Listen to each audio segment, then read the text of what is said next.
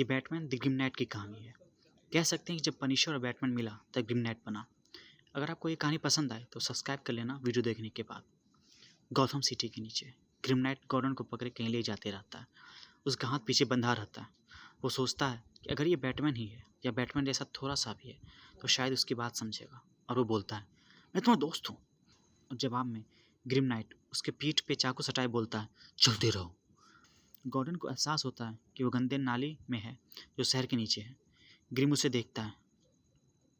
इसे पता है, ग्रैम एली, जहाँ इसकी शुरुआत हुई थी। कहानी ज़्यादा अलग नहीं है। वो अपने माँ पापा के साथ सिनेमा देखकर घर लौट रहा था। एक बंदूक लिए आदमी रहता है। उसे लगा था कि इस पल में हमेशा के लिए फंस गया है। हर बैटमैन की शुरुआत ऐसी ही होती है ना? ये दुनिया में यही अलग था। यहाँ वहीं अंधेरे में कुछ हलचल होती है, कुछ गिरने की आवाज़ होती है।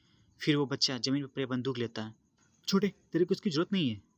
ये बोलते हुए वो गुंडा अपना हाथ आगे बढ़ाता है ताकि जो आ रहा है उसे रोक सके। ब्रूस रोते हुए गोली चलाता है। रेडियो पे कुछ आवाज़ से ग्रिम का ध्यान आता है। हाजरी, हाजरी दो मुन्ना। तुमको मना किए हैं, ज्यादा मस्ती आना नहीं है। ये सुनते ही ग्रिम नाइट अपना रेडियो बंद कर देता है। गॉर्डन उसे देखता है। उसे समझ नहीं आता कि बैटमैन जो बंदूक का इस्तेमाल करता है ऐसा कैसे हुआ। ये जानबूझकर हुआ, ये ट्रेनिंग और अनुशासन से हुआ। वो पूरी दुनिया घुमा, हर हत्यारे से जितना सीख सकता था सीखते, जितने सिपाही से सीख सकता था। उसे कोई उपाय चाहिए था बुराई को खत्म करने का, एक ऐसा हथियार जो उसे गौथम का खुद का मौत का फरिश्ता बनाता। उसे बंदूक, चाकू, गोली, ये सबसे ज़्यादा कुछ चाहिए था, कुछ भयानक। उसके हाथ में बंदूक था। तभी एक बैट उसकी खिड़की तोड़ते अंदर आता है। ब्रूस उसे गोली से मार देता है, बोलता है, हाँ पापा, मैं बैट बनूंगा। किसी हवेली में गौतम के कुछ नामी गिरामी गुंडों का पार्टी चल रहा होता है।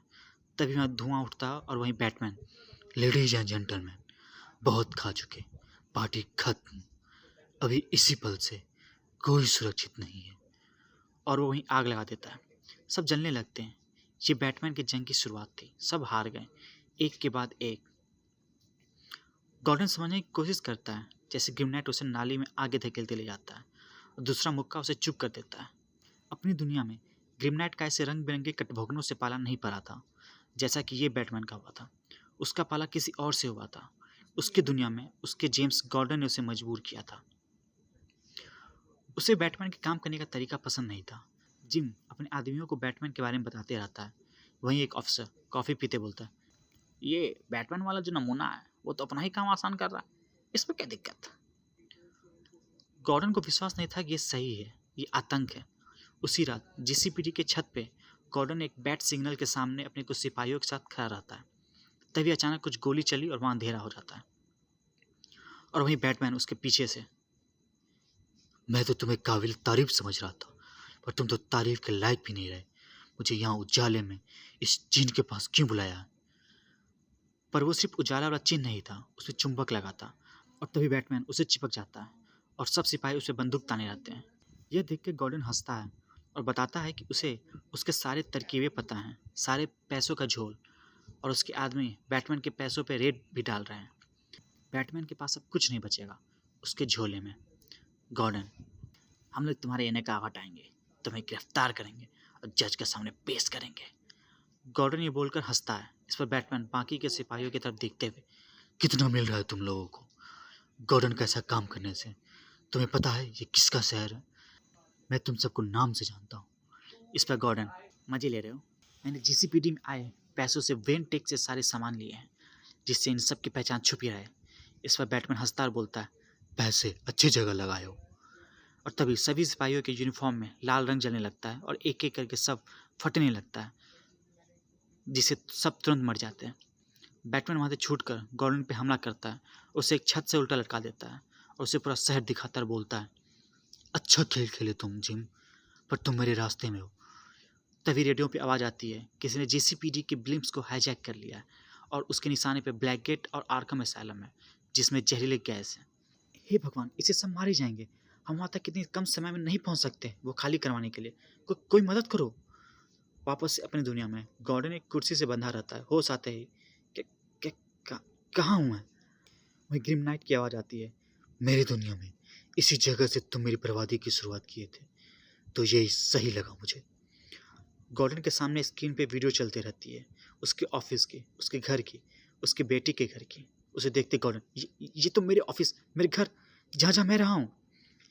इस पे ग्रिम नाइट, हाँ, मैं तुम पर नजर रखे हुए था। बैटमैन हु लाफ्स के कुछ अलग ही प्लान थे तुम्हारे लिए। सुनकर रूह कांप उठी तुम्हारी। पर उसका विचार सुनकर ही मुझे एक नया तरकीब सूझा, ताकि उसे भी पता चले कि मैं सही हूँ। गॉर्डन, ऐसा क्यों कर रहे हो? क्या चाहिए तुम्हें? ग्रिम नाइट गॉर्डन के सर बंदूक लगाए, तुम्हें बचाने के लिए। ग्रिम नाइट को अपनी दुनिया की याद आती है कि गौथम कितना अच्छा हो गया था, ये जानकर कि जो उसके साथ हुआ वो किसी और के साथ कभी नहीं होगा। वहीं कुछ लोग सिनेमा देखकर घर जाते रहते हैं कि एक गुंडा उन पे बंदूक तानता है और फिर वो खुद मर जाता है। इस पर बच्चा रोने लगता है, तो उसके पिता उसे बताते हैं कि रोने की कोई बात नहीं है, ये अच्छा था, हमें हंसना होगा। बैटमैन हमेशा हमें देख रहा है, चलो थैंक्स बोलो। वही बैट के में बैटमैन बैठा स्क्रीन देखते रहता है, जिसमें वही लोग दिखते हैं, बैटमैन को धन्यवाद देते हैं।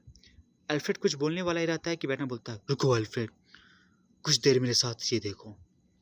अल्फ्रेड, मैं इसके लिए राजी नहीं हुआ था, ऐसा आपके माँ पापा नहीं चाहते।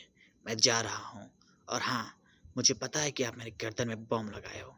आप चाहो तो बटन दबाकर मार दो, पर बस बहुत हो गया। और ये कहते अल्फ्रेड वहाँ से चला जाता है। अगले दिन जिम गॉर्डन कुछ पुलिस वालों के साथ, ब्रूस बाहर आओ, हाथ सर के ऊपर। ब्रूस घर से निकलते ही, गॉर्डन, मुझे लगता है कि आपको कोई गलत फहमी हुई है, मैंने तो आपको डिपार्टमेंट में कितने दान भी किए हैं। तभी जिम कुछ पेपर दिखाते हैं, उसको बताता है कि उसका बटलर पुलिस के सामने सब उगल दिया है।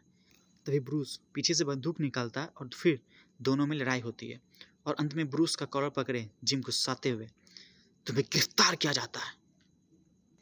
वापस से हमारी दुनिया में ग्रिम नाइट जिम पे बंदूक ताने उसको बताते रहता है कि कैसे वो जो कर रहा है वो बैटमैन हु लाफ से अच्छा है, कैसे उसके काम करने का तरीका ही सही है। इस पर जिम, तुम बैटमैन नहीं हो ही नहीं सकते, और वैसे भी तुम्हारा जिम गॉर्डन जो किया बिल्कुल सही किया, अगर मैं उसकी जगह होता तो मैं भी यही करता।